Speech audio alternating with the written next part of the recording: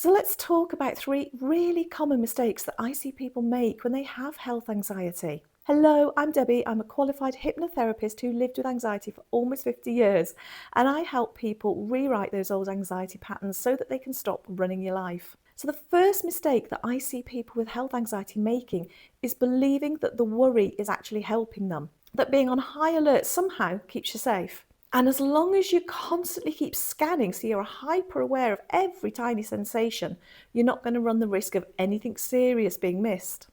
But here's what's really going on. Your nervous system doesn't know the difference between a real threat and the thought about a threat. So every time you imagine the worst, your body reacts as if it's really happening, which then just keeps everything switched on. Your heart rate is up, you get tummy issues, you feel dizzy, you feel nauseous. And those in and of themselves can create even more symptoms and even more worry for you to monitor. The second mistake that I see people with health anxiety making is believing that health anxiety is part of who they are. You label yourself as, I have health anxiety, or I'm an anxious person.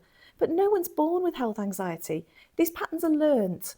And if it was learnt, it can also be unlearnt, but only if you stop treating it as like a fixed part of your identity. And the third big mistake is feeling uneasy when you actually feel okay. That moment where your body finally relaxes and your brain goes, wait, there's something wrong here. There's something bad about to happen because I feel okay. And it's because your nervous system has got so used to being in a state of fear and on high alert that peace just feels unfamiliar and almost unsafe. So it pulls you right back to the anxiety just because that's what feels normal for you. If you have health anxiety, let me know in the comments which one of these you relate to the most, or maybe all of them, and I'll make a follow-up video to show you how to start changing it.